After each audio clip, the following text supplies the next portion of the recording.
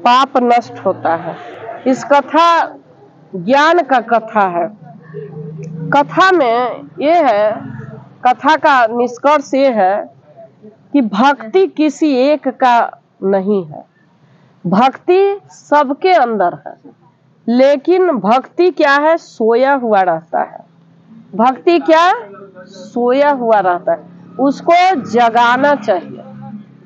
आपके अंदर है, आपके अंदर है, आपके अंदर, सबके अंदर है, हमारे अंदर भी है।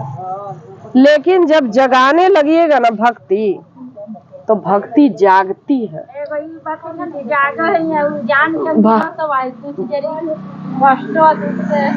भक्ति जागता है। तो भक्ति कैसे जागता है? जब हम भगवान का नाम लेते हैं। कलयुग में तुलसीदास जी बोले कि कलयुग में नाम अधारा रहेगा, भगवान का नाम ही अधारा रहेगा।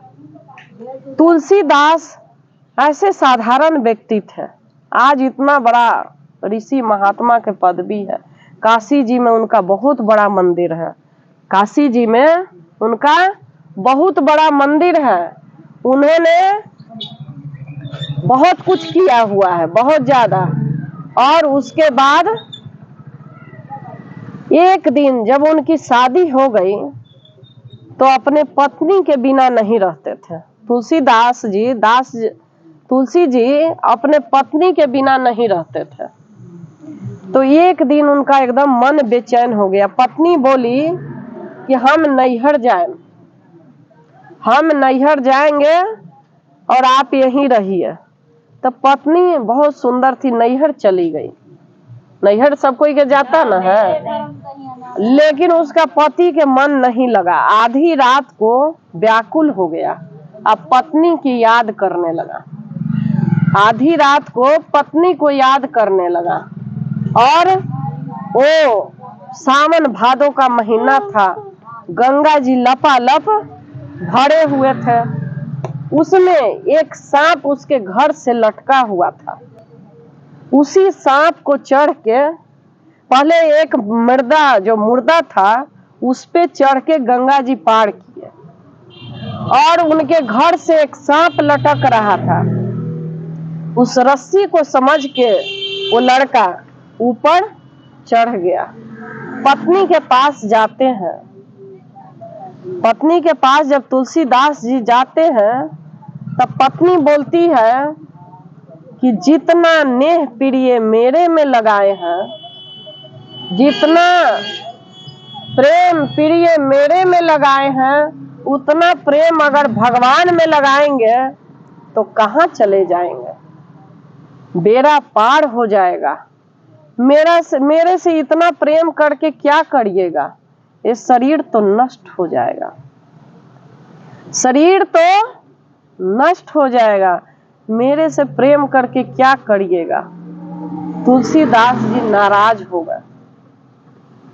नाराज ना हो जाता है औरत से, वो चल दिए, घर ससुराल छोड़ के जाके तपस्या करने लगे चित्रकूट के घाट पर।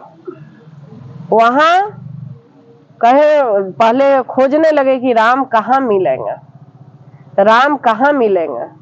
तब भगवान एक सन्यासी बोलते हैं, हनुमान जी सन्यासी के भेष में आते हैं, कहते हैं कि जहां जहां राम का कीर्तन होता है वहां हनुमान आते हैं। जहां जहां राम का कीर्तन होता है वहां हनुमान आते हैं, और हनुमान जी ही पता राम के जानते हैं। अब जहां जहां कीर्तन होए वहां वहां तुलसीदास जी जाने लगे। जहां जहां कीर्तन होए तुलसीदास वहां जाने लगे। अब हनुमान जी आए, तुलसीदास जी उनका पैर पकड़ लिए कि आप ही हनुमान जी हैं। साधु के रूप में आए तो बोले कि नहीं, मैं हनुमान नहीं हूँ। तो नहीं, आप ही हनुमान जी हैं, मेरे राम का पता बता दीजिए, मेरे राम का पता बता दीजिए। इस प्रकार कहते हैं कि मेरे राम का पता बता दीजिए।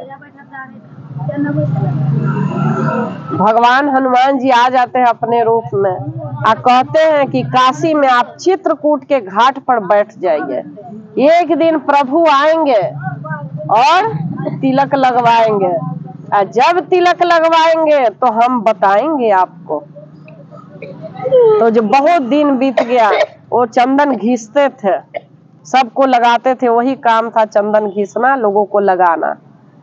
एक दिन तुलसीदास बहुत भक्ति में लीन हो गए, तो एक दिन राम जी आए, तो हनुमान जी सुग्गा के रूप लेते हैं और कहते हैं पौधा पे बैठ के, चित्रकूट के घाट पर भव संतन के भीर, तुलसीदास प्रभु चंदन रगरे, तिलक लेत राम रघुवीर।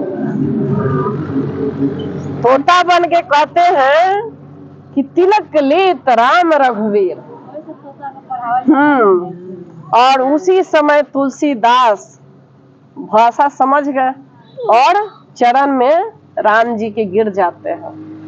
अब राम जी के जो चरण में गिर गया तो उसको क्या नहीं मिलेगा, जो शिवे जी के चरण में गिर गया उसको क्या नहीं मिलेगा। बस उनको भक्ति उसी टाइम भगवान की मिल गई। अब यहाँ पत्नी को तो भक्त नहीं ना है, वो तो गुस्सा में बोली थी। पत्नी बोलती है कि मुझे आती अपने पति को लेने कि चलिए स्वामी, हम आपके बिना कैसे जिएंगे, आपके बिना हम कैसे रहेंगे, चलिए। तो कहते हैं तुलसीदास, तुम तो मेरी गुरु हो, गोड़ पकड़ लेते हैं, तुम तो मेरे गुरु हो, अगर तुमने मुझे ज्ञान नहीं देता, तुमने मुझे ज्ञान नहीं देती तो आज मेरे को ये परम पद प्राप्त नहीं होता, मेरे को भगवान नहीं मिलते। इसी तरह कहते हैं कि गुरु किसी को, अगर ज्ञानी व्यक्ति को मिलता है कोई ज्ञानी व्यक्ति, तो उसको श्रद्धा से गुरु बना लेना चाहिए, ज्ञान सीखना चाहिए। ज्ञान कहीं भी मिल रहा है तो सीखिए, ज्ञान अनमोल है। और उसी समय तुलसीदास जी राम जी के और सीता लक्ष्मण जी के चरण में जब गिरते हैं, अब पत्नी को कहते हैं कि अब तो तुम मेरी गुरु हो। पत्नी कहाँ, अब मेरे अंदर कोई भाव ही नहीं है कि मेरा कोई पत्नी है, मेरा कोई परिवार है। अब मेरे अंदर कोई भाव नहीं है, मेरे अंदर आज कोई भाव नहीं रहा कि मेरी कोई पत्नी है, कोई मेरी जानकार है। इस प्रकार कहते हैं सब खत्म हो गया। उनके अंदर जो था द्वेष खत्म हो गया, उनके अंदर अहंकार खत्म हो गया, उनके अंदर काम क्रोध खत्म हो गया, वो तो भक्त बन गए। तुलसीदास जी रामायण लिखे, तुलसीदास जी रामायण लिखे और कह गए कि वही कहे हैं कि कलयुग में ऐसा आएगा जो भगवान का नाम जपेगा ना, उसी का बेड़ा पार होगा, उसी को भगवान प्राप्त होंगे जो नाम जपेगा। क्योंकि इतना ज्यादा कलयुग में, इतना ज्यादा कलयुग में दिक्कत होगा कि पग पग में अहंकार रहेगा, पग पग में दुश्मनी होगी, घर में बैरी पैदा होगा, भाई भाई बैरी होगा, माता बेटा बैरी होगा, भाई बहन बैरी होगा। उस समय सिर्फ भगवान का नाम ही आपके साथ जाएगा, उस समय भगवान का नाम ही आपके साथ जाएगा। तुलसीदास जी इतने बड़े भक्त हो गए, कहते हैं कि आपका नाम ही जाएगा। और उसी दिन सभी लोग, जहां भी ज्ञानी आदमी मिलेगा, यही कहेगा बेटा नाम जपो भगवान का, भगवान का नाम जपो, नाम से बेड़ा पार हो जाएगा। ईश्वर का नाम जपो, प्रभु का नाम जपो, नामे में सारा संसार समाया हुआ है। प्रभु के नामे में संसार समाया हुआ है। अब इसी बहाने कोई मंत्र जप रहा है, मंत्र भी भगवान का नाम है। कोई दोहा पढ़ता है, कोई रामायण पढ़ता है, कोई महाभारत पढ़ रहा है, कोई शिव महापुराण पढ़ रहा है। वो भी एक कोई पढ़ने वाला होता है, कोई गाने वाला होता है, कोई कथा कहने वाला होता है, कोई, लेकिन मुंह से नाम जपते रहना चाहिए, उसे बहुत जल्दी प्राप्त होता है। पहले हजारों वर्ष लोग तपस्या करके भी भगवान को प्राप्त नहीं करता था। आई कलयुग है, आप लोग 2-3 महीना से आ रहे हैं, भगवान की कृपा बरसने लगी, तो ये कलयुग में कितना जल्दी भगवान की कृपा मिलती है, भगवान की दया कितनी जल्दी प्राप्त हो जाती है। और जरूर मिलती है भगवान का दया। कष्ट आएगा लेकिन दूर होगा, जो हमारा किया हुआ है वो सामने आएगा। तो जो ज्ञानी संत होते हैं वो हमेशा यही कहेंगे कि बेटा भगवान का नाम जपो, परम सुख मिलेगा। नाम यही है, कोई शिव शिव जपता है, कोई ओम नमः शिवाय जपता है, कोई नमः शिवाय जपता है, कोई राधे कृष्ण जपता है, कोई सीता राम जपता है, कोई राम राम जपता है, कोई माता जपता है, कोई सूर्य भगवान को जपता है। किसी तरह भगवान का नाम लेना है। किसी को एक को लेके एक को पकड़ लीजिएगा तो बेड़ा पार हो जाएगा। एक को बेड़ा पार कर ले। नमः शिवाय सबसे उत्तम है, पंचाक्षर मंत्र है, माता पार्वती ही किए हैं। माला में तो नमः शिवाय करिए, सबसे बेड़ा पार हो जाएगा, सबका भला हो जाएगा। हर हर महादेव की जय।